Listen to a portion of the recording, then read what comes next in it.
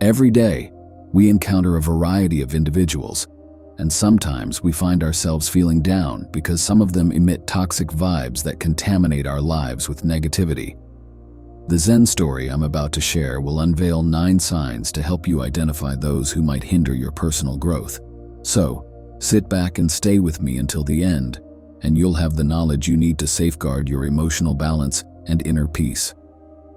In a tranquil Buddhist monastery tucked away in a remote region of Japan, there lived the wise and venerable monk Daiko. A young woman named Naomi, eager to find answers to the anxieties plaguing her due to some toxic relationships, approached the master with respect. "Daiko," she asked with a palpable desire to learn from his wisdom, "you are said to know the secret of recognizing negative people and protecting inner peace. Could you share it with me?" With his typical calm, Daiko replied, "Of course, my dear. If you have the patience to listen, I will tell you about the signs you should look for to understand who you are dealing with. However, let me make a preamble. When we say bad people, it doesn't necessarily mean they are monsters. They may be bad or toxic in the sense that their behaviors and energies can undermine our serenity and mental well-being. But before we distance ourselves from them, we must try to understand why they have become this way. Often it is the pain and trials they have faced that have made them bitter, bothersome, and even harmful. So Naomi, before you push someone away, ask yourself why they behave this way. Are they truly a bad person? Or is there something that has made them this way? Can I do something to prevent them from further contaminating my emotions? Only after you have answered these questions should you decide whether to preserve your mental health by distancing yourself from them. Naomi was moved by Daiko's words because she understood the immense empathy behind them. If someone in your orbit can harm you, you should only push them away after being sure you cannot do anything to help them. Now that we have clarified this aspect, continued the master, let us begin with the first sign you should watch out for: constant manipulation. Imagine someone skillfully distorting reality to get what they want. It could be a colleague who uses deceit to advance in their career. For example, when faced with your potential promotion, they start manipulating you by claiming that some superiors are speaking ill of you. They might suggest you accept a job offer from another company. You might think they're doing it for your good, but their real intent is to secure your promotion for themselves. Naomi listened attentively, captivated by the wisdom of the monk, and thought about a similar experience she had a year ago. The second sign, Daiko continued, is a lack of genuine empathy. Think of someone who shows indifference to your feelings or experiences, seeming interested only when it benefits them. This behavior can deeply undermine the quality of personal relationships because you instinctively feel that the person doesn't truly care about you.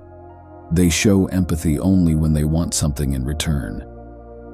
Daiko went on to describe the third sign, a constant inclination toward conflict. Imagine someone who always seeks conflict, even in peaceful situations, fueling arguments and discord.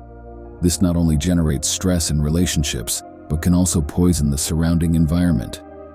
The fourth sign, Daiko explained, is a constant need for control. Picture a friend or partner who tries to influence every decision you make, steering your life according to their desires. Whenever you reveal your plans or desires, they take initiatives to divert you from what you want in favor of their goals. This need for control can create a toxic dynamic, eroding your autonomy and authenticity. Naomi reflected on these words as Daiko moved on to the fifth sign, a consistent disregard for personal boundaries. Think of someone who consistently ignores your privacy, invading your personal spaces or not respecting your requests for solitude. This behavior can generate feelings of vulnerability and insecurity, undermining your personal freedom. Remember, everyone is entitled to personal space. Daiko then arrived at the sixth sign, frequent use of lies or half-truths. Imagine someone constructing an intricate web of lies, obscuring the truth to achieve their goals. Naomi immediately thought of her friend Luca, who often exaggerated his experiences to appear more interesting, creating a distorted perception of himself in others' eyes. The seventh sign, Daiko explained, is a vengeful behavior pattern. Think of someone who, at the slightest hint of criticism or rejection, actively seeks revenge or punishment.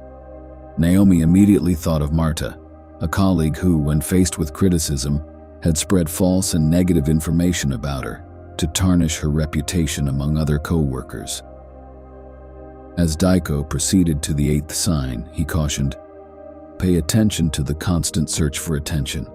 Imagine a friend who incessantly seeks approval through exaggerated behaviors or by dramatizing every situation."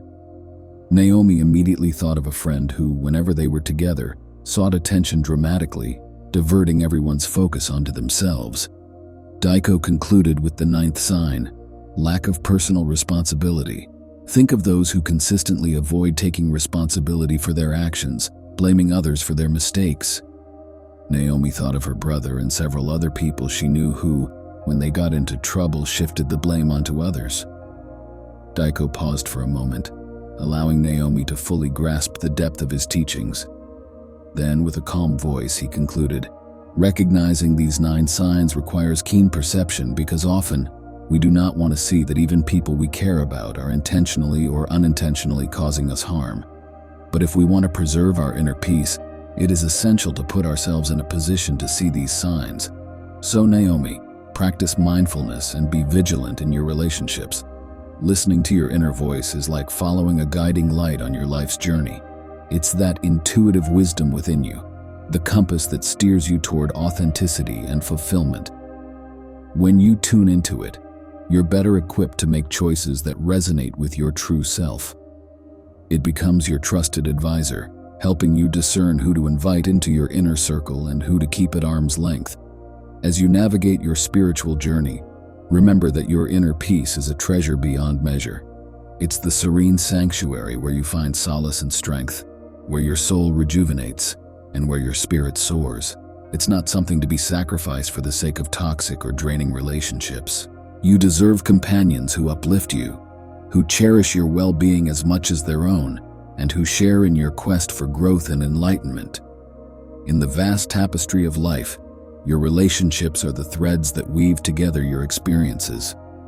Each person you choose to walk alongside should contribute positively to the masterpiece of your existence, adding vibrant colors and depth to your journey.